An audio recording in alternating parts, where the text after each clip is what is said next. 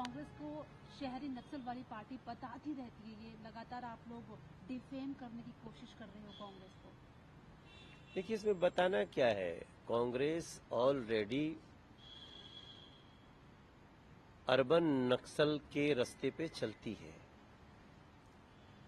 लोगों को अपनी सुविधा अनुसार धर्मों में बांटना, जातियों में बांटना, फेक इंफॉर्मेशन फैलाना, लोगों को हिंसा के लिए उकसाना, ये तो कांग्रेस करती है।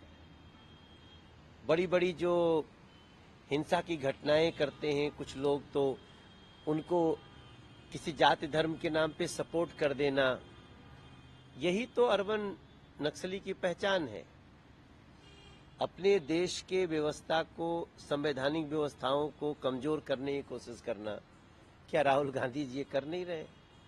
देश के बाहर जा जाकर के आप देश के संविधान को, आप देश के चुनाव आयोग को, देश के लोकतंत्र को, इनको कमजोर करने की कोशिश करते हो। यही तो अर्बन नक्सलिज्म का परिचय है।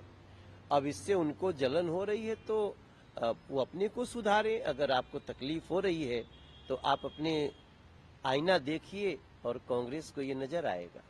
आपको लगता है कि बीजेपी पार्टी है, आपकी पार्टी में लिंचिंग से लोग जुड़े हुए रहते हैं, वो ऐसा कह रहे हैं?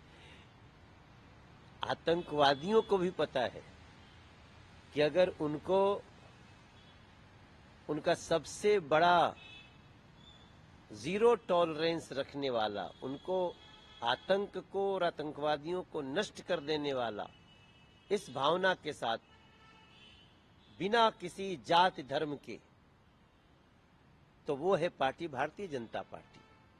माफियाओं के दुश्मन कोई है तो भारतीय जनता पार्टी, अपराधियों के दुश्मन कोई है तो भारतीय जनता पार्टी।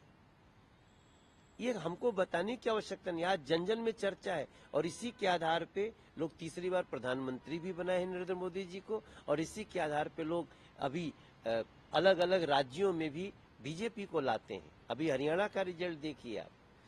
कांग्रेस इस समय अपने अंदर जो फ्रस्ट्रेशन है उससे जूझ रही है, उसमें मैं कुछ नहीं कर सकता। मोहन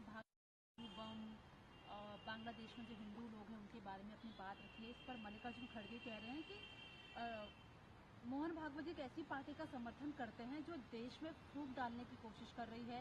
मुसलमानों के बारे में अलग अलग आप लोग बातें करते हो, आरक्षण खत्म करने की बात करते हो, संविधान बदलने की बातें करते हो। एक ऐसी पार्टी का समर्थन कैसे मोहन भागवत कर सकते हो?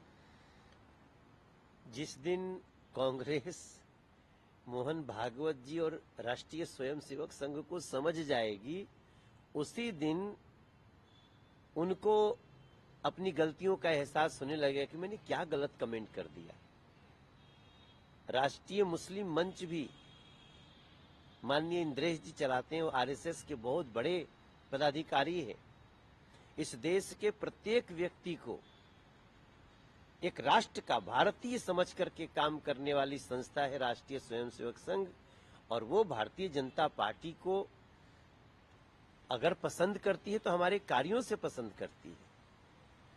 हम उनके विचारों का बहुत सम्मान करते हैं। आज ही जो भी बोला है माननीय पूजनीय मोहन भागवत जी ने, उसको कांग्रेस को समझना चाहिए। जाकर के किसी दिन विजयादशमी पे नागपुर में अटेंड करना चाहिए।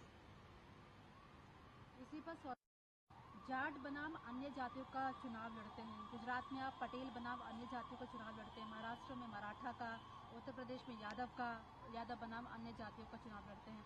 मोहन भागवत से वो बोल रहे हैं कि हमारी बेटियां कहाँ सुरक्षित है। मणिपुर का मामला देख लीजिए, तो बीजेपी जो जाट विरोधी या अन्य विरोधी वाली बातें करती है। अच्छा देखो, ये आम आदमी पार्टी तो इस समय बेहोश पड़ी हुई है। 90 जगह जमानत जब्त हो गई है आम आदमी पार्टी की। तो जिस पार्टी की 90 जगह जमानत जब्त हुई हो और जिसका नेता कहता हूं मैं हरियाणा का बेटा हूं, और हरियाणा ने कहा कि चल साइड हट, अगर वो कहता है मैं बहुत ईमानदार हूं और हरियाणा की जनता कहती है 90 सीट पे ये ले तुम्हारी जमानत जब्त, तो न तो उसकी ईमानदारी बची, न तो वो हरियाणा का बेटा होने का दम भर सकते हैं। और ऐसे पार्टी का कोई व्यक्ति अब बोले तो इस समय मत जवाब दो, बेचारे ऐसे ही गिरे पड़े हैं। दिल्ली से भी विदाई होने वाली है क्योंकि वो अधर्म के रास्ते पे चल रहे हैं। और आज दशहरा है, दशहरा को जैसे लोग रावण को जलाएंगे वैसे ही भ्रष्टाचारी पार्टियों को भी जला देंगे। आखिरी सवाल, फंड को बंद करने की एनसीपीआरसी की सिफारिश पर अखिलेश यादव कह रहे हैं कि संविधान सबका है, देश हम सबका है, इसे बदलने की कोशिश ना करिए। जो राजनीति आप फैला रहे हो भाजपा, ये बंद करिए, जो नफरत आप कर रहे हो। बिल्कुल संविधान सबका है और संविधान के तहत ही न्याय होगा, ये हम आपको विश्वास दिलाते हैं। लेकिन मुसलमानों को जो टारगेट करने की कोशिश हो रही है, कभी नहीं। आज देखो हमारी सरकार है महाराष्ट्र में, कल क्या डिसीजन आया है वहां पे। हम कभी भी हिंदू मुसलमान को अलग ढंग से नहीं देखते।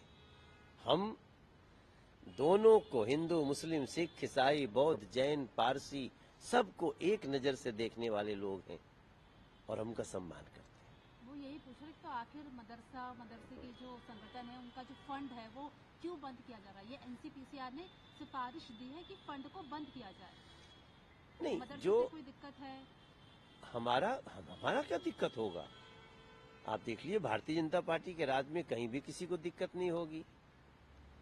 बाकी किसकी क्या सिफारिश है, उसको कितना कहाँ मानना है, ये सब संवैधानिक तरीके से है।